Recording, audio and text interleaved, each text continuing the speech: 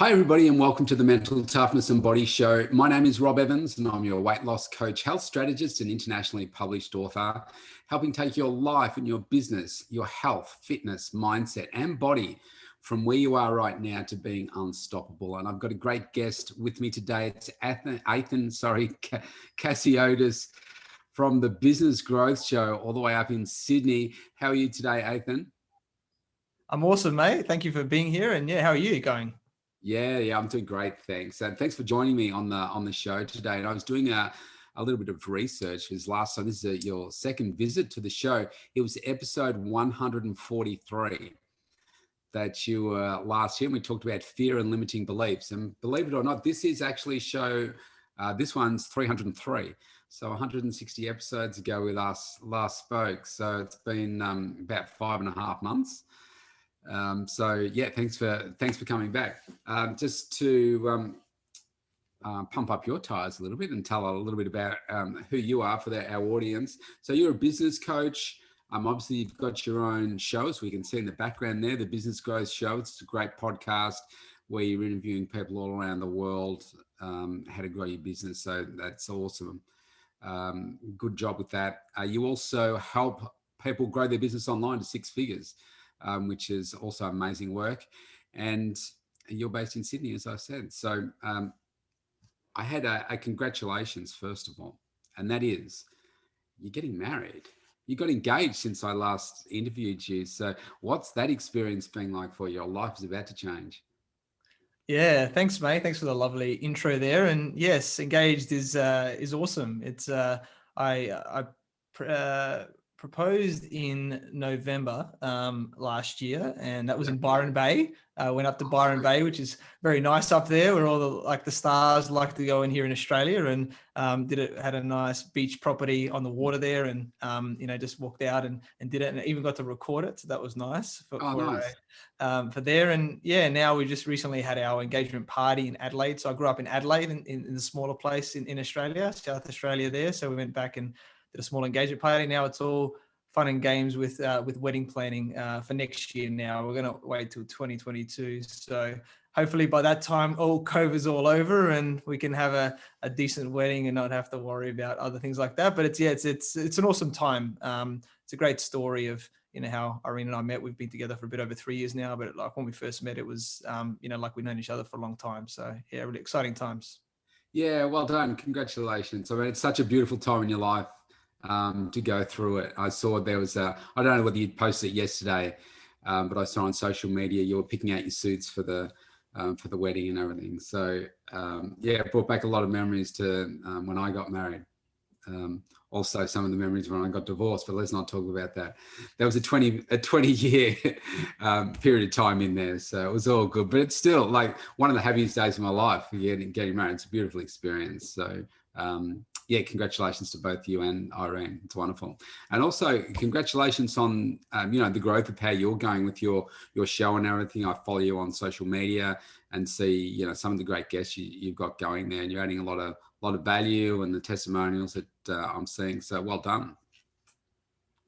Yeah, thanks, mate. Much appreciated. It's, it's awesome to do a show, and you've had a lot of awesome people. Like the amount of numbers you're getting on your show, like already up to episode, 300. That's massive, right? Like, I'm barely up. I'm about to up around episode 50, and you're just putting out huge amounts of content, right? And doing so much, which, very few people will be committed to do. So that's a testament to yourself, right? To how committed you are and really giving a lot of that value. So that's awesome. I'm grateful to be back here a second time. Obviously I'm doing something right in being invited back. So I'm grateful for that. And you're doing an awesome thing, mate. And it's great to have a podcast. We've all got different knowledge in different areas, and how we can bring other people in to share extra value is always cool. So just like anything in business, it's a momentum game, right? Like, the more you do things, the more momentum you gather and everything. So yeah, it's been awesome.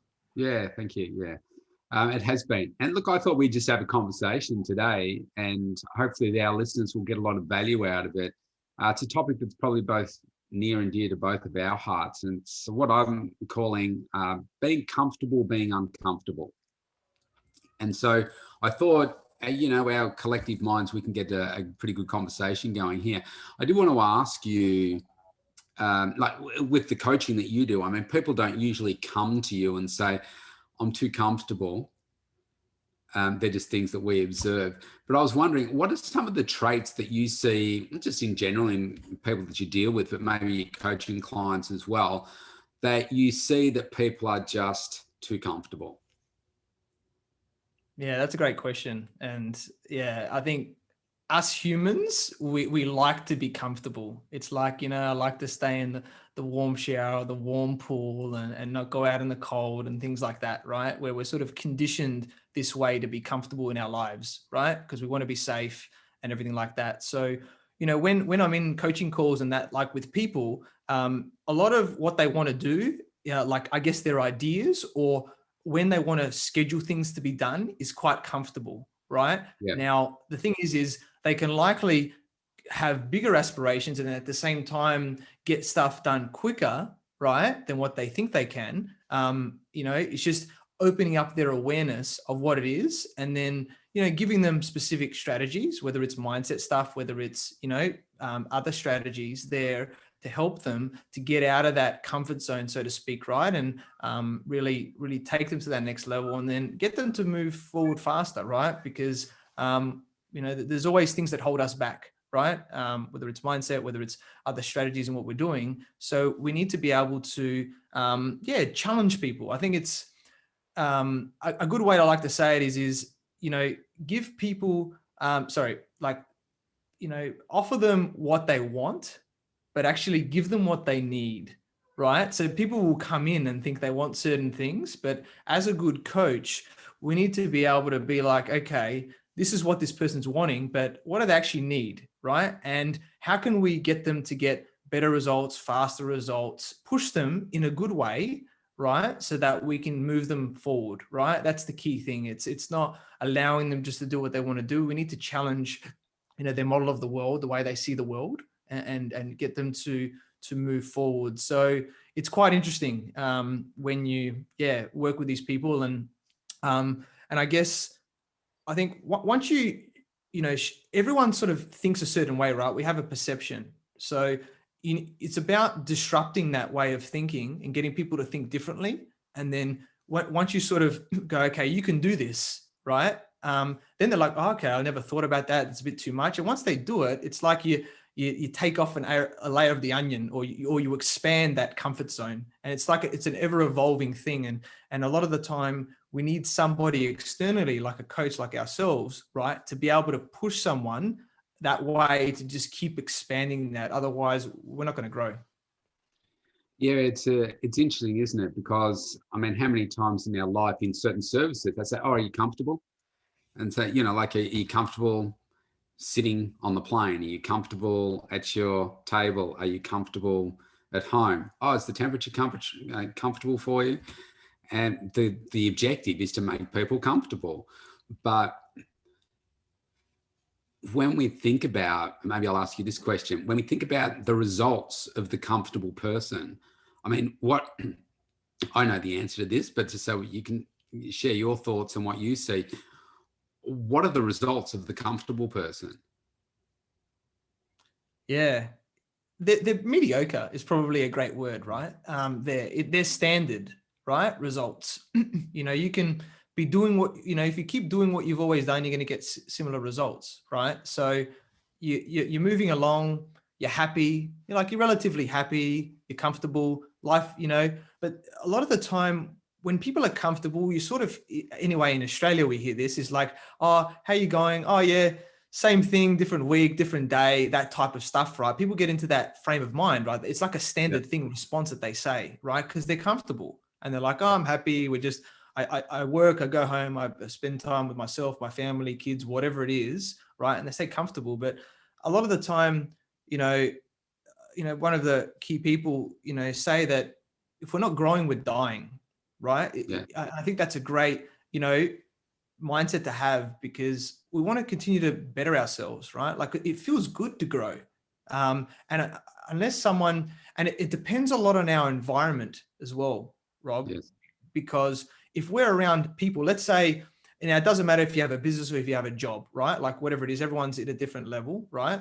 But wherever you're at, if let's just say, even if you've got a job, if everyone around you that you spend a lot of your time with, right, like your best friends, if you've all got a job, you're all just comfortable, you're all just doing the things that you need to do, that's probably what's going to happen as well, Yes. right? So you need to go, okay, am I happy just doing this and just skirting through life and doing what I'm doing? Or do I actually want more? Do I want to challenge myself more, right? And if that's the case, do I need to change one of these top 5 people, at least one, if not more, to be somebody that's going to stretch me? And obviously a coach and a mentor can do that, but it's also having other people around us that can help us to do that. So there's a lot of different elements there that come into it. But I'd love to hear your thoughts on that as well.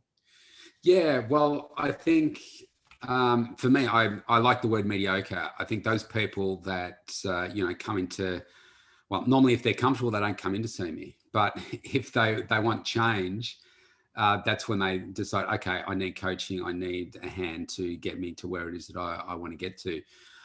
I think, what your show's about, what this show's about here is certainly about being uncomfortable.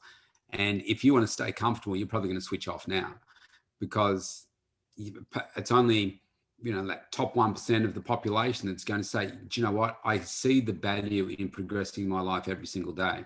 I want to grow every single day, because if I'm growing, the people around me are growing, and success, for whatever your definition is, will keep growing. So your definition of success, if it was monetary terms, it might be to make your first million. Once you made your first million, or maybe it's 2 million now, maybe it's 3, maybe it's 5, maybe it's 10, maybe it's 100, but you keep growing that definition of what success means, because I don't think the successful person never reaches the end point, because there's always that, okay, so I'm here, but I'm aiming for here now, and okay, here's my gap, this is what I need to do to get there, and then you get there, and then you keep on moving. The comfortable person doesn't even think like that. They just think about getting through to the weekend. Today's Tuesday. We're in the time of recording this. It's in lockdown here in Victoria, again, our 4th lockdown. And there will be, I don't know, what have we got? Population 7 million or something. And there's probably 95% of the population that is complaining about something to do with the lockdown. But I see it as a great opportunity to do other things. And so I think the person that's comfortable doesn't look for growth, and doesn't look for change. They don't look to better their lives. They don't segment their life into, different areas of their health and fitness, their career, their relationships with their intimate partner, their, family relationships, spiritually, wealth-wise. That they just don't think about those sorts of things and growing them. So that's kind of my snapshot of a view of a comfortable person. Yeah, I love that, mate. Really, really, completely agree with all that, what you're saying. And I like that you talked about the different areas of life as well, because even if we think we might be good in one area, there's always areas that we can grow in, right? So it's about, doing an analysis, and this is where a coach, like yourself can help out, right? Like us, to work out where is that gap and where they need to focus on. And I think what I hear a lot of people say is like, oh, I am the way that I am, very fixed mindset, right, as well. And they're like, I don't want to change. I'm happy the way that I am, right? Like, oh, I don't, I want to be me. And, what I say to these people, right, is like, I'm not the same person I was, a few months ago, let alone a few years ago, right? Yeah. And that's helped me to be more fulfilled, to enjoy my life more and move forward to where I need to be. So I think we've always got to look for what is the next step for us to help ourselves, like invest in ourselves, right? And our mindset is the biggest thing, right? Like a lot of, even with business, right? Whether you got a career or whether you got your own business or multiple businesses, a lot of 80% of it, a lot of it is mindset. Because I can give the same strategies, right, for business to 10 different people, we're going to get 10 different results because of their mindset, because of their beliefs, because of, how much they're willing to expand out of their comfort zone, how quickly, all of these things, like with what's holding them back. So that's where it's like, how committed are you to actually getting that result? And obviously having a coach to keep you accountable is massive on that. And then going, I'm going to turn myself into the best version of myself, right? that's the key thing. It's not like I don't want to change. I'm this way. It's like I'm going to continue to learn from people that I resonate with, and enhance that, take action, just keep, building myself up into this person. And it's an amazing growth path, and it's an amazing feeling. And I think until you taste that, then you don't exactly know it. And once you sort of taste it, you want more, and then you can feel that, it really helps us in life. Yeah, some really great points there. I think you're spot on there where you say, people that say, "Oh yeah, look, I'm just happy doing what I'm doing," and I think that's kind of the language of a comfortable person. And I don't know, sometimes it can be the lazy person as well. That's just like, well, I don't want to stretch anymore. May have a sense of what you think you're better than me. Because you think you're successful or you're doing all these things and I'm not. And so I think when it comes to, so I get criticized a lot for the way that I live my life as being boring. I don't eat certain foods. I don't have a certain lifestyle. I don't drink alcohol. I don't drink tea or coffee or, fizzy drinks or anything like that. And people see that as being boring and not living. I don't take drugs. I don't, smoke or any of those things. I say, well, how do you have fun? Implying that they're the only ways that you can have fun. But it's interesting. And people will say to me, well, no, I don't want to live like that because, that's just too boring. I want to do this. But once you get a taste for what a healthier lifestyle, for instance, feels like, and like you say, it's success, whatever that is in any of those areas. And it's hard to be completely successful in all those areas. And you talk to, okay, let's look at the wealthiest people on the planet. I guarantee if we had a conversation with them right now, they would not say they have absolutely everything lined up in every area of their life. They're always looking for that change. I mean, Jeff Bezos, he wants to go to, Mars. He's not at Mars yet. We don't have skyscrapers on Mars and people living at Mars yet. That's what, is driving him and Elon Musk and everything. Success means different things to different people. But I'm sure when he started, say, selling books on Amazon, he wasn't thinking about going to Mars. Maybe he was, but it's only maybe since the wealth has grown, he's thought about, well, how can I have a bigger impact on the human species with interplanetary life and that kind of stuff. So I think it's really interesting, our mindset, and hence why I've called this the Mental Toughness and Body Show, because the mind is so powerfully controlling the successful person and the unsuccessful person. I just love studying the strategies of the successful person to say, okay, how can we stimulate that change? And you mentioned some great things there. So I would like to give the listeners a bit of a list of some things that they can do to make themselves, start to move into that different zone. Oh yeah, I am feeling, people are listening to this, maybe think, oh yeah, I have been a bit too comfortable. I'd like to be a bit more uncomfortable. And you mentioned some great things there. And I always like to get people to, to start with, I suppose, pick a particular area of your life first and say, what is it that you want? What do you want in that area of your life? And then get them to identify, why is that really important to them? Because once you've got a lot of clarity around those two things, the how will just come. But you really need some clarity around those things and say, well, how committed are you to the change? Because like you mentioned there before, Athin, if somebody says to you, oh yeah, I don't want to change, well, guess what? They're not going to change, are they? If you don't want to change, well, okay, you're not going to. But if you want to change, that's a different story. So I'm just curious, what do you think are some other strategies that we could suggest for people to say, okay, we want to break you out of this comfort zone and get you to realize that, well, more success is being in the uncomfortable zone. What are maybe a couple of things you can think of that we could suggest? Yeah, love it, mate. Great points there. And I liked what you said about just initially the what, the why, and then work out, the how after. And that's obviously where a coach, right, can come into it with the how, because as long as you know what you want, and potentially the coach can help you with that as well, right? Like guide you through like what areas you want to improve on and what's the goal that you want to do. And then it's like, okay, the coach can help you to move you forward, right? Because the biggest thing about us humans is we can't keep ourselves accountable, right? It's like, it's not built into us as humans. We need somebody externally from us to keep us accountable. You know, a simple thing with, like, in your world, Rob, is if, you know, going to the gym, if you have, and in Australia, we're coming into winter now, right? So it's in the months where people, you know, don't want to walk outside and walk to the gym or drive. If you were going to the gym by yourself, you can probably easily make up an excuse, right? Oh, it's a bit cold, I'm not going to go today, things like that. However, if you're going with a friend, right, and you always go together, right, in a very simple sense, that's keeping you accountable, right? And one of the friends is going to be like, come on, let's go, and whatever, you spur each other on, right?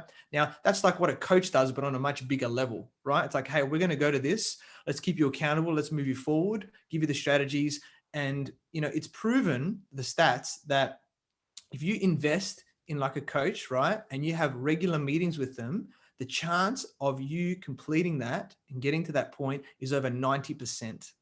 That is massive, right? Compared to like less than 20% if you didn't have that, right? So that is the stat. So getting a coach, right, is obviously very important. Now, depending on what you want to do, and I mentioned it before about your environment, right? So are there other people, let's say, you know, your relationship isn't that good, right? Like, can you, obviously there's relationship coaches or people that can help relationships in general about coaching, right? But is there somebody out there that has an amazing relationship that you can hang around, right? And learn from and speak to them, right? Like, change who you've got that you're hanging around with, right? Like, that's massive. You know, I'd say that as much as coaches, how we can help you along the way, if you still stay in that circle, it's going to be harder for you to move out of that comfort zone, right? I'd say don't necessarily fire your friends, but you know, work out who do you slowly over time just distance yourself, like naturally. It's not like you don't cut them off or anything like that, but be in the way that, okay, maybe I want to have an awesome relationship. Maybe I want to be around someone, if I got a business, more entrepreneurial. Maybe if I'm in a job and I want to, you know, get into a higher management position, maybe I can hang out with the manager at work or other people that are in these positions, right? So you can put yourself in their shoes, right? Like, that's a big one. And the other thing I'll say about comfort zone is, like, or just in general, is it's about beliefs, right? So our beliefs shape everything, right? And we can choose our beliefs. A lot of our beliefs have come from when we were young, right? Like, you know, our parents have indoctrinated and everything like that. So, you know, our beliefs, they create, you know, our actions, right? And then, you know, we've got to be committed and everything like that to get results, right? So understanding what are those beliefs, like if it's something like, I don't know, like even if we're talking about general things about mindset is, you know, I'm not strong enough to go to the gym. If we use an example in your area, right? Like that could be a belief that somebody has, right? I don't like the gym. I'm not a gym person, right? If we're using gym analogies now, if that's someone's belief, then they're going to, you know, I don't like working out. You know, it could be something right there if we're using that analogy. So we need to work out what these are, have an analysis on those areas and say, what do I believe about these things?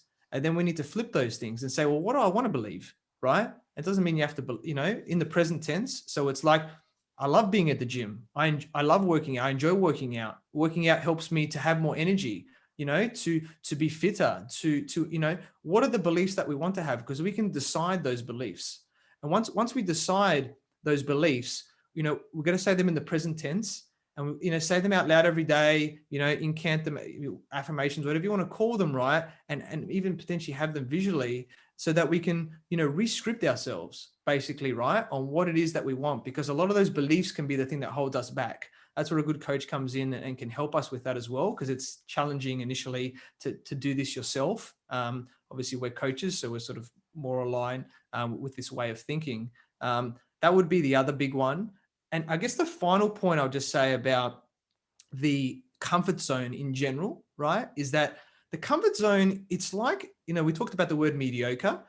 If you think about it like an up and down thing, right, like a heart monitor sort of way, right, where we go in life and we're not really getting like amazing emotions. We're just sort of cruising through life, right? And that's the comfort zone area. Now, you know, when what we miss out on in that comfort zone is like the really big highs and actually to some extent the really big lows, which we can learn from. And there's a lot of power in that, right? Where, imagine getting outside your comfort zone and doing something you've never done for the first time. Like, even if it's something crazy, like going skydiving, right? Like for the first time, which could be people that have fear of heights or just in general, it's pretty full on, right? Imagine going there, the adrenaline rush, like that's a massive high, right? And then you go there, go, wow, I don't know why I was scared to do this for 10 years. It could be a smaller thing.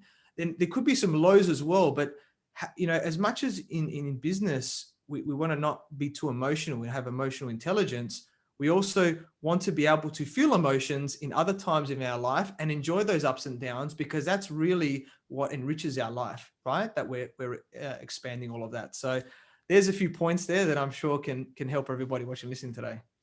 Yeah, fantastic points there. Now I want to pick up on a couple of them. I just made a few notes. The first one was about the friends, and I think there becomes this kind of dilemma that we have with ourselves, like being adults, and how do we make those new connections?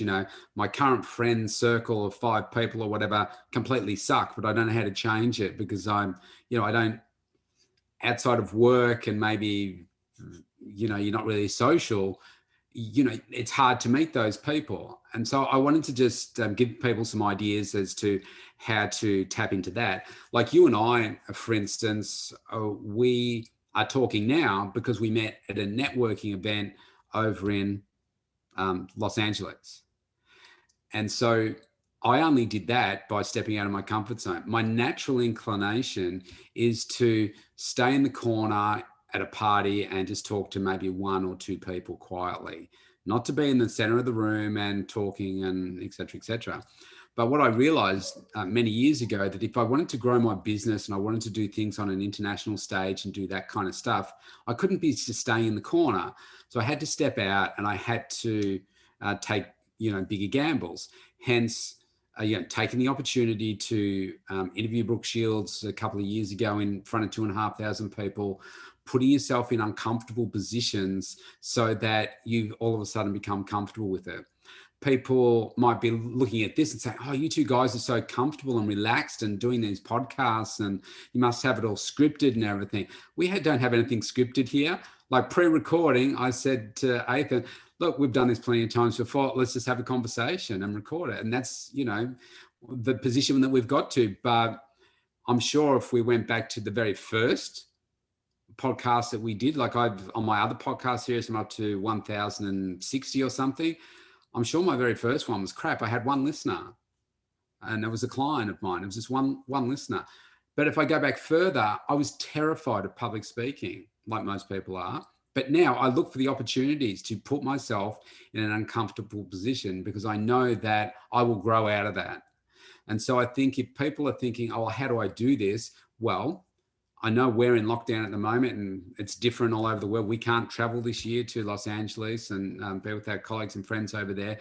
But when those events are available, put yourself in uncomfortable positions. Now, there's a whole bunch of virtual events that are going on around the world. Put yourself in those. Join Facebook groups around the particular areas where you want to improve.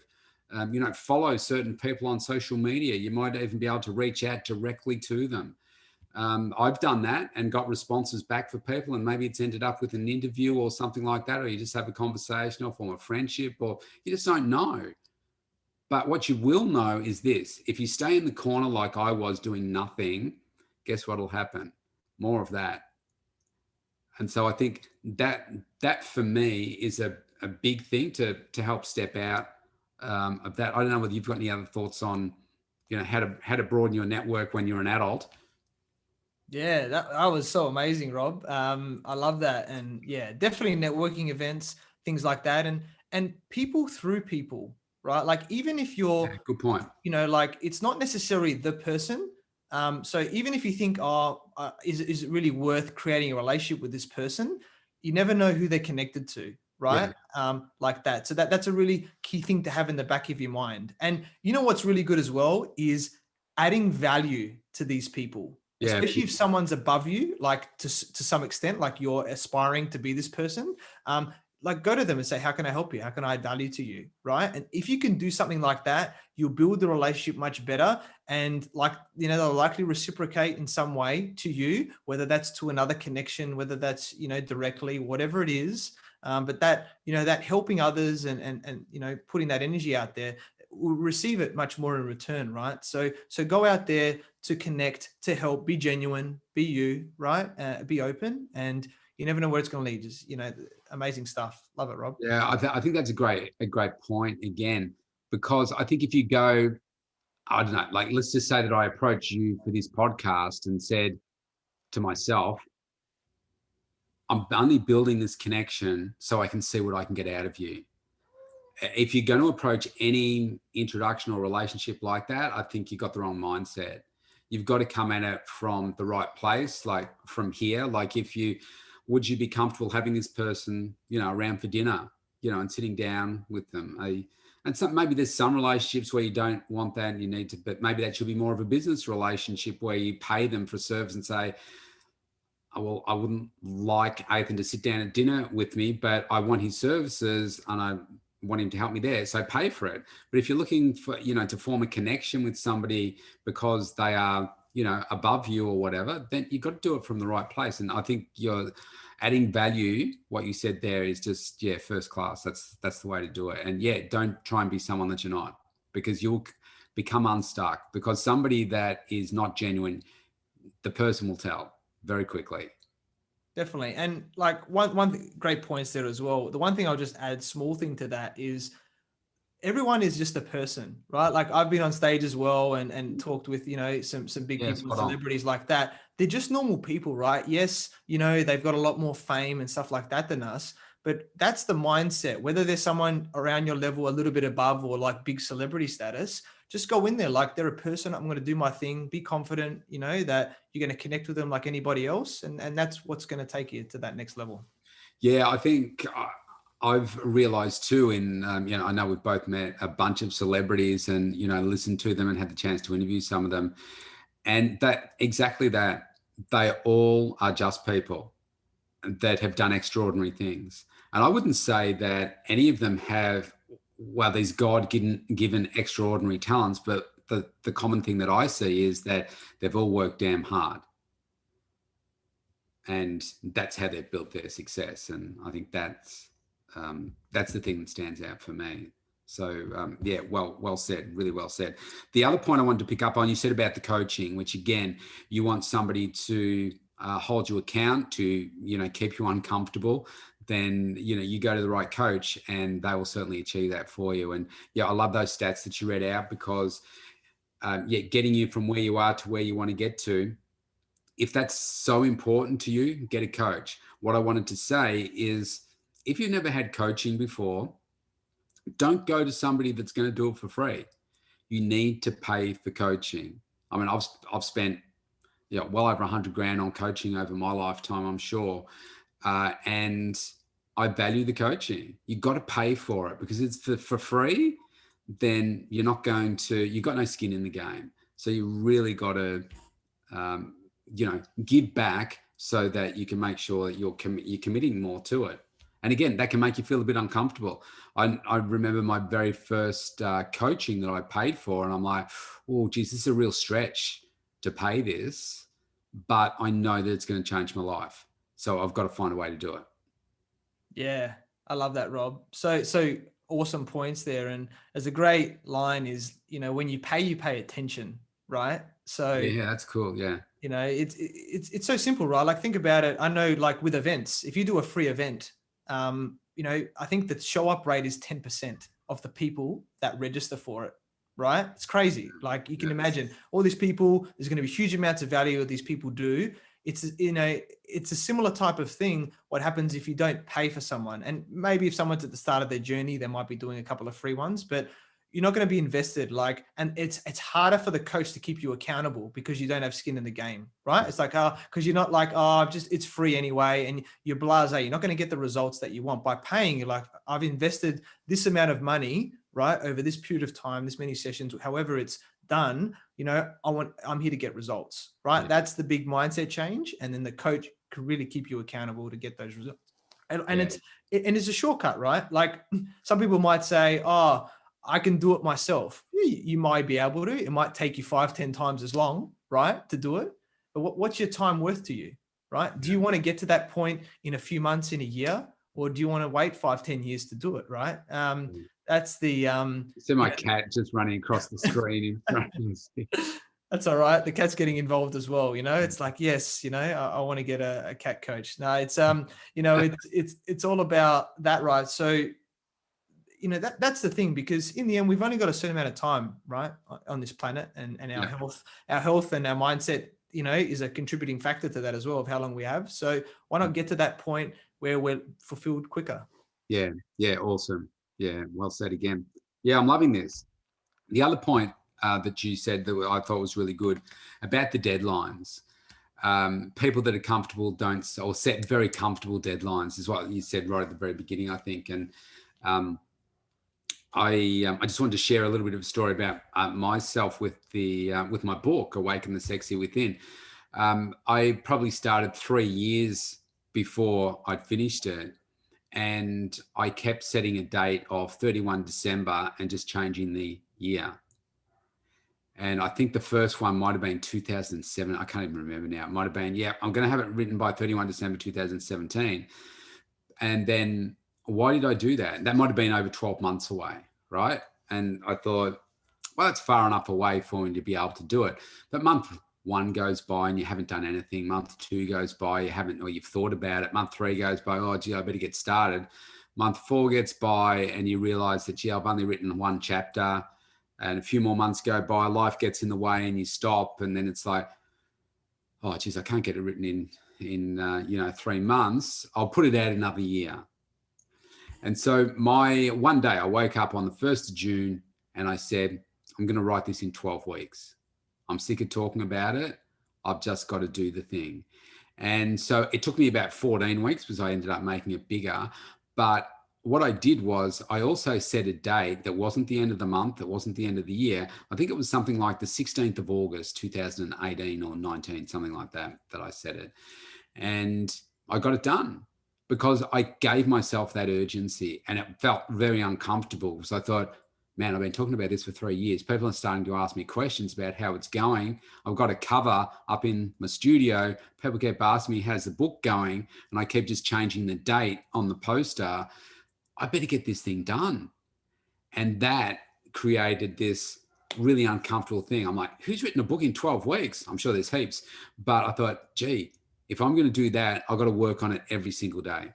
And so I just wanted to draw out that point that you said about the comfortable deadlines before. Make yourself uncomfortable with the deadline because you will stick to it. Yeah, I love that, Rob. And, it's such an amazing thing. Like, instead of 3 years, you did it, in 3 months, right? And a lot of people can actually write books in 3 months, right? When you've got someone helping you and keeping you accountable as well, right? To do that, that's powerful. A really great line that, I've heard and I help with my clients is commit first and believe later. Yeah. Right.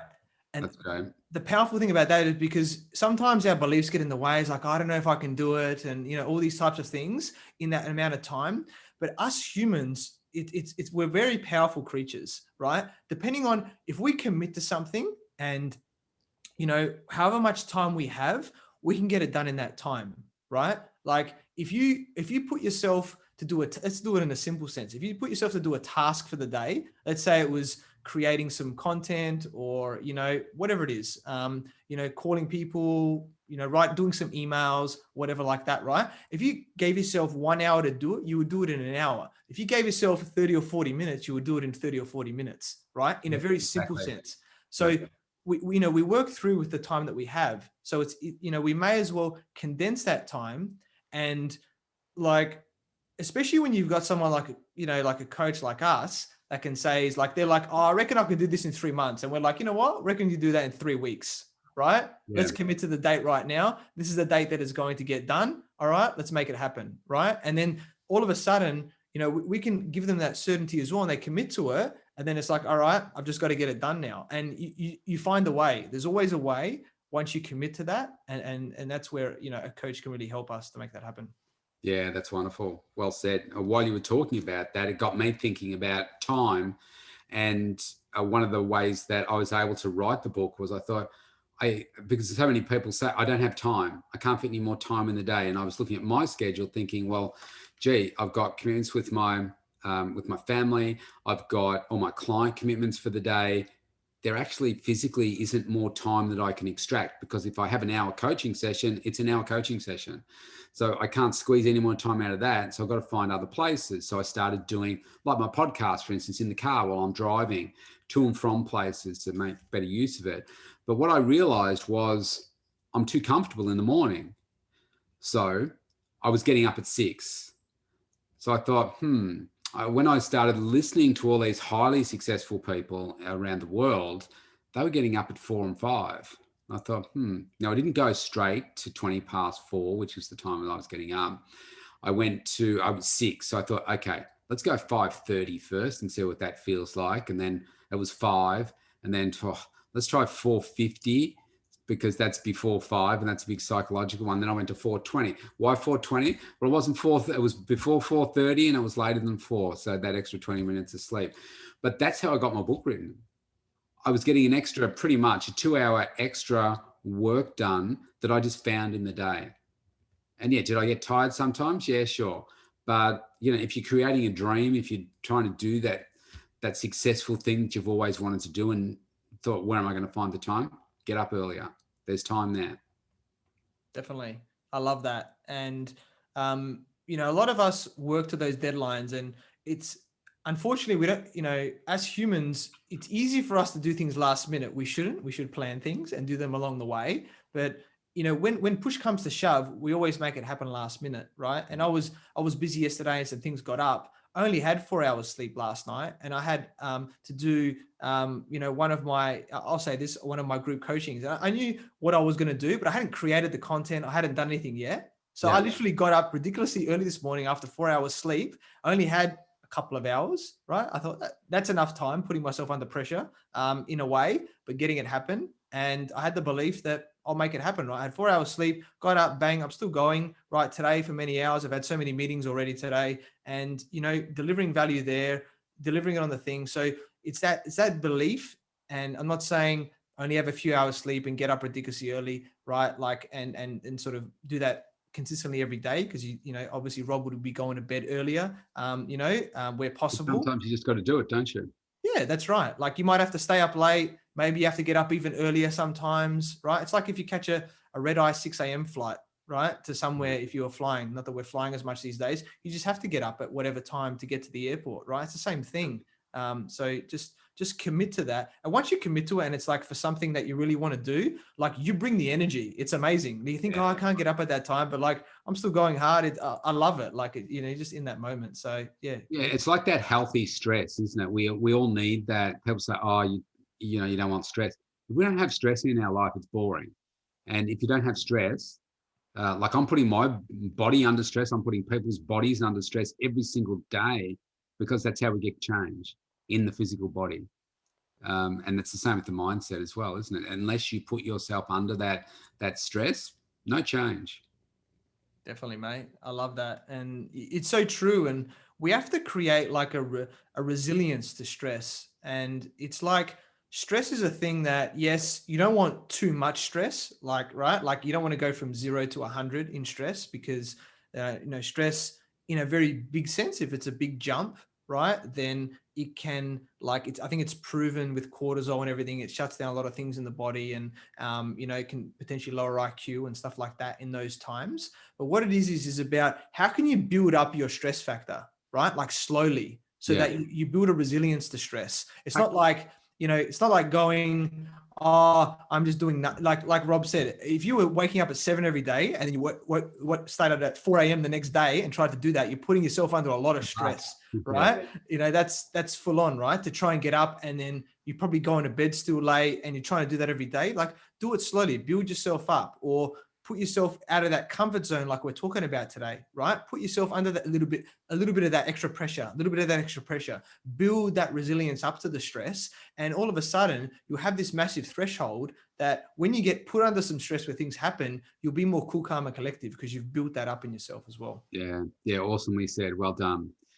Now, the final one I wanted to pick up on what you said, which was awesome about the highs and lows of life and experiencing those. Because if you are comfortable, you tend not to experience those, or maybe you might experience the lows when members of the family pass away and that kind of stuff. But you are really missing out on some opportunities.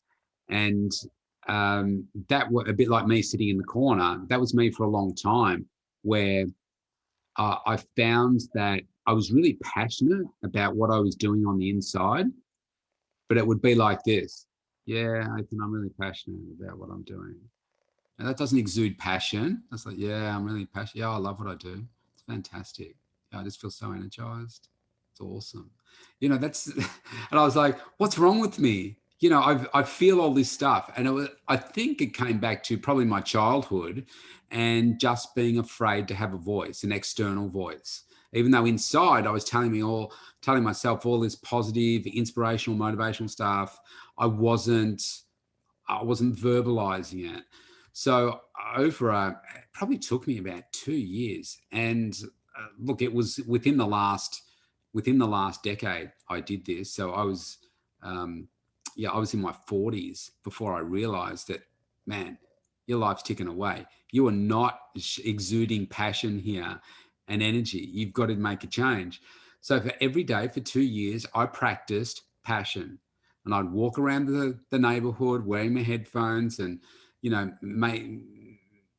like shouting out incantations and that kind of stuff. Every now and then I'd get so into it and somebody'd walk past and I'd think, I'll just walk faster the opposite direction. I hope I don't see that person again. But it really worked. And it got to the stage where, I'm talking to people and say, oh man, you're so passionate about this. And I say, well, I don't tell them this, but it's like, yeah, but I haven't always been that way. Like success to me looked different. Being able to speak to people looked different. Another thing that forced me to do these podcasts was I'm not comfortable talking to people. So how do I change that? Well, what if I have to do 2 podcasts every single day? And then that's going to force me to be able to talk. And sometimes I'm just talking to myself, but I know that there's somebody listening on the other end. So I've got to be professional. I've got to think about it. And I've got to find the words to use it just like that.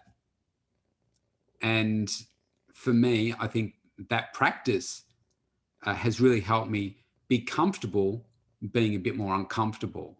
And what I purposefully try and do now is I prepare for each of like the sessions that we're doing right now. I prepare for them, but I try not to over prepare, because I want to force myself to think on my feet while you're talking. And so that I can then, keep my mind ticking over. Okay, so how can I have a conversation that's not completely structured here? It's not scripted, but we can still, create some great content and deliver some real value for people. So, I just wanted to pick up on that because you made so many awesome points here today that they each need a chapter in a book. Definitely, mate. I love it. And you're putting a lot of awesome points as well that work alongside of it and going deeper, which is amazing. And like Rob said, like if there's anything that scares you, then you just need to do it, right? And even from a simple sense, if you think you're not good at speaking or that, like a Facebook Live is a really great example, right? As a little step. Like some people are like, because if you try and record a video of yourself and you want to put it online, you could probably spend hours doing it. Yeah, right? just do it. Just get a live up and just tell yourself, okay, it's going to be awesome. I'm just going to be me, right? Hey, I'm just going to speak about X, Y, Z and, do this type of stuff. And Rob will say, like me, we were, pretty crap when we first did our lives. If we went back to it, we would have been, everyone is, right? It's, but the more you do it, the better you get and everything like that, and obviously look at the way you're doing things. And obviously somebody external could maybe critique you that's close to you, whether it's a coach, whether it's people around you as well, saying, maybe you can add this or do that and critique yourself. So, it can be jumping out of a plane, but it could be just simply as Facebook Lives. And then, eventually get onto a podcast, right? And then, ask to be interviewed sometime. You don't have to necessarily create your own initially, but be on there and just, one thing I'll say is, I like to pre-frame, right? Like a situation. Like, yes, we don't want to script things too much, but at the same time, we want to go into a situation confidently. So let's say you're getting interviewed on a podcast for the first time, tell yourself beforehand, like, this is going to be amazing. I know my stuff, whatever they're going to ask me, right? And it's going to be a great conversation. Tell yourself what's going to happen. Like, go in confident like that, right? Like that's really powerful when you say that to yourself. So, do that. And then, you'll get better at it. Like, I know some people, as an example, you can tell, when I interview them, and Rob will probably confirm this, is that some people are like, oh, can you send me the questions, right? Yeah. And that's someone that's a little bit less confident, right? Because they're like, oh, I want to be prepared and things like that, right? Now, Rob and I are like, I don't care about that. We don't need the questions. We know our stuff. Just record. Exactly, right? So, and potentially in the first time, if you're doing your first interview, you could maybe ask, but, I challenge you in a positive way to not ask that, right? Because you know your things, as long as the person's, looked you up, they know what questions to ask you in your zone of genius there, right? Of what value you can do or whatever it is, just do it. Yeah, it's really powerful in that way as well. So let's make it really simple for people right now. I'm going to just throw you in the deep end here. If there are people listening to this right now and they've been thinking about doing a podcast, I've got people that have been telling me for 12 months they're going to start a podcast. Like, just start it. If you're listening right now and you want to start a podcast and think, oh, who would I have on the podcast? Okay, you got your first two people. Contact Athin. He can give you his contact details in a second at the end. And me, and happily appear on your show, whatever it is, as long as it's nothing illegal or immoral or anything like that. But we'll happily appear on your show for you, and then you're on your way. All it takes is one person leads to the next, to the next, to the next. And yeah, it might sound crap. I mean, the very first time that I think I put a video up, and it's easier. The technology is so much easier now. In the old days, you had to stick the video camera on the tripod, take the cassette tape out, stick it in something else, or plug that into your computer to extract the file and everything else. So it's like bang, go live. The number of times that I would say, or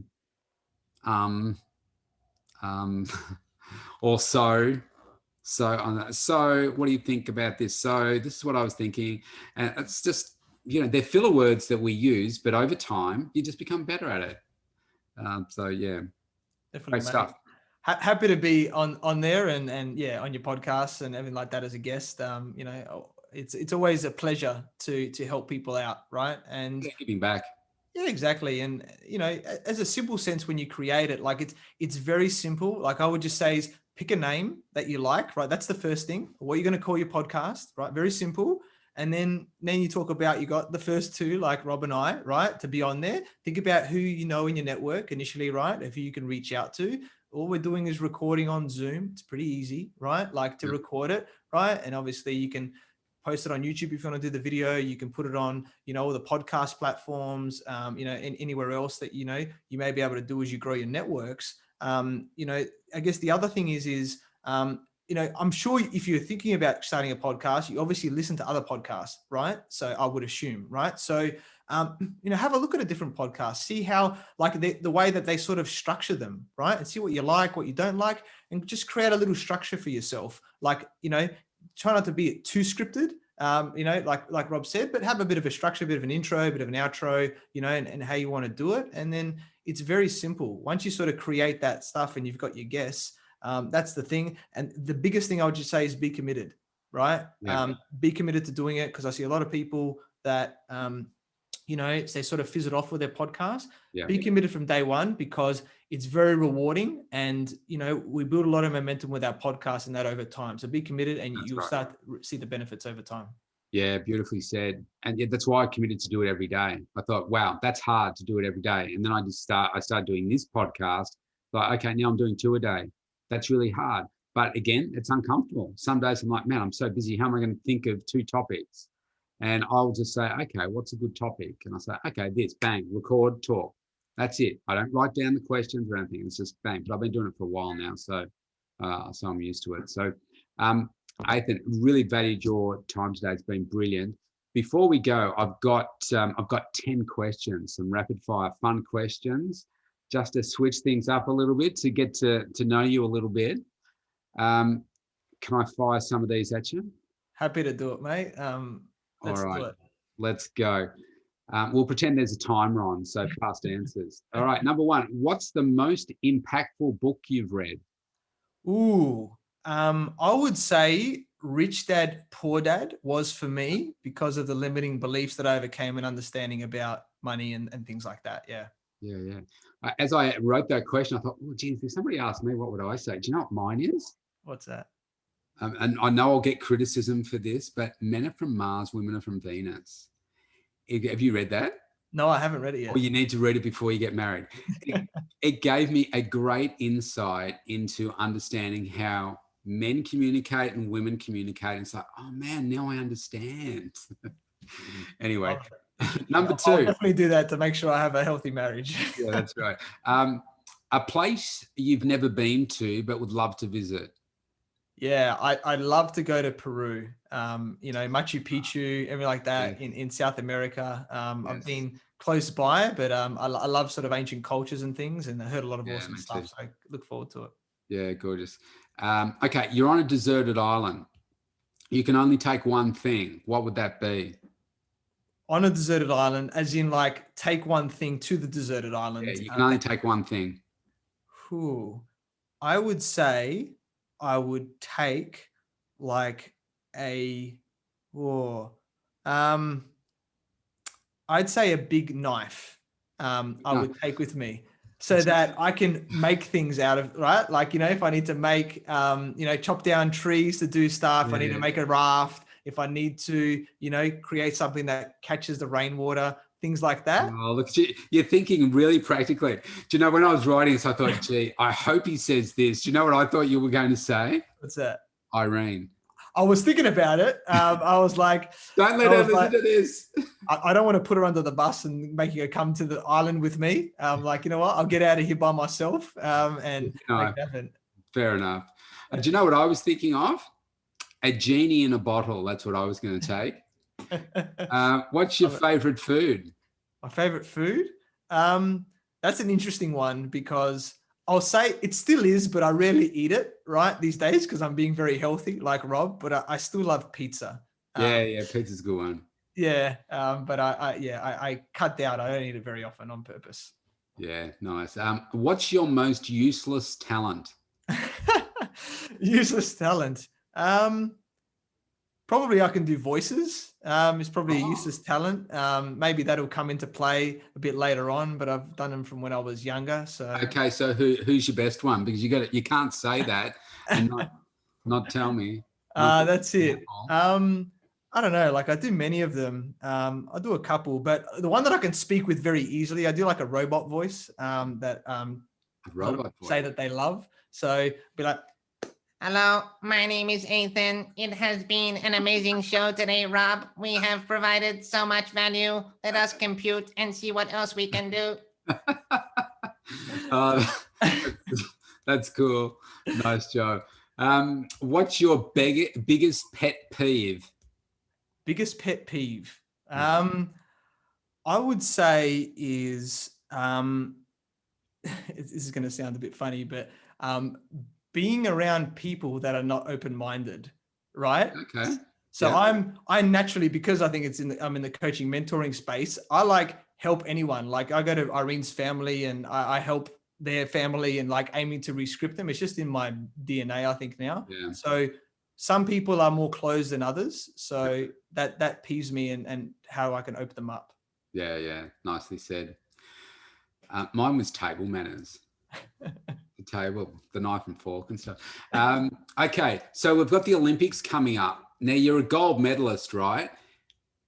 You just know that going to the Olympics, you're going to win a gold medal. Which sport would you choose to be a gold medalist in? Oh, I love playing soccer, so I would have to pick soccer. I still play today.